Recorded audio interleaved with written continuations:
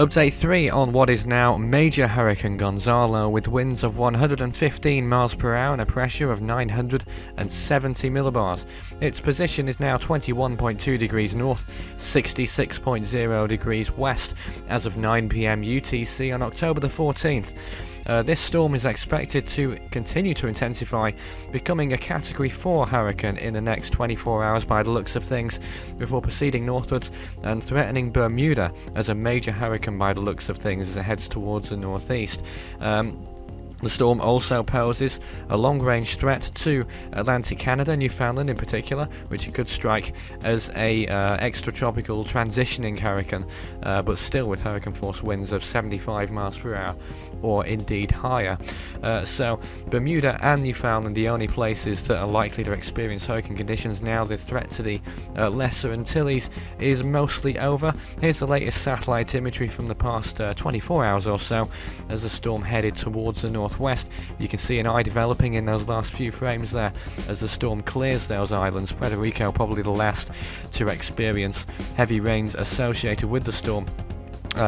Not quite reaching the island of Hispaniola with the Dominican Republic, but just offshore, the outermost clouds of the spiral bands of the storm remained. Sea surface temperatures remain fairly high, around 28 or 29 degrees Celsius, and that's likely to continue all the way up to Bermuda until decreasing once the storm passes the island and then off to towards the northeast, where it will cool significantly. Wind shear is moderate to high, particularly towards the north of the storm.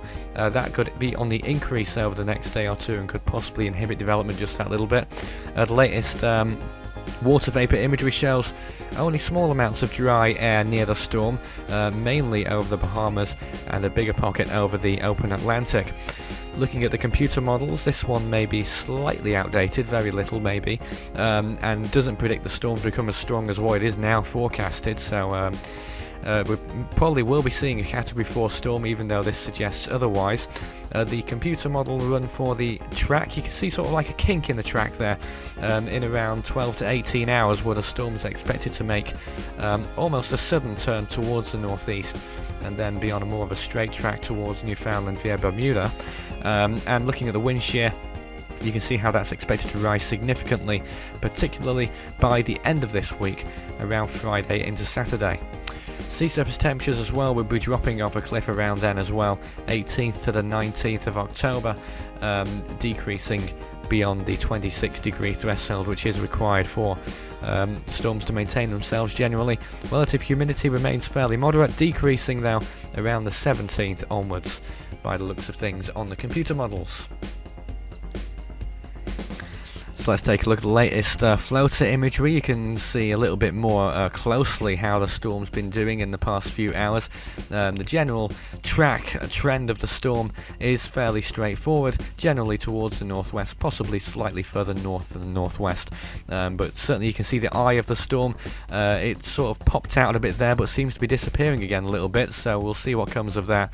But by the looks of things, it will continue to get its act together and possibly make a run for a significant Category 4 storm. The official National Hurricane Center forecasts it to become a 140 mile per hour Category 4 storm in the next 48 hours. No real threat to the Bahamas or the US East Coast.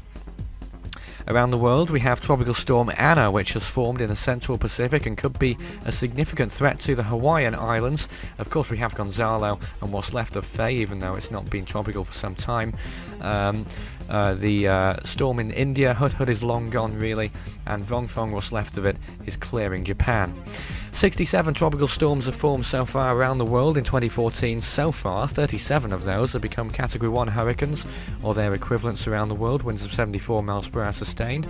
And 23 now have become Category 3 hurricanes with winds of 115 miles per hour or higher. 2 more than 2011 and just 2 short of 1995. You can visit Force 13 on any of its 6 outlets. The website, force13.com, is the main place to be for all the goings-on around the world, storm-wise. Of course, the video pages will keep you up to date whenever there's something significant going on. YouTube and Daily Motion, just search Force 13 on those. And of course, the social pages, which will always be on the pulse and up to date. Facebook and Twitter, just search Force13 on those, at Force13, and you can add Force13 on Skype if you wish to chat to me personally about the tropical situation as it is today. The next update on this storm will follow probably in 24 hours time, but that's all for now.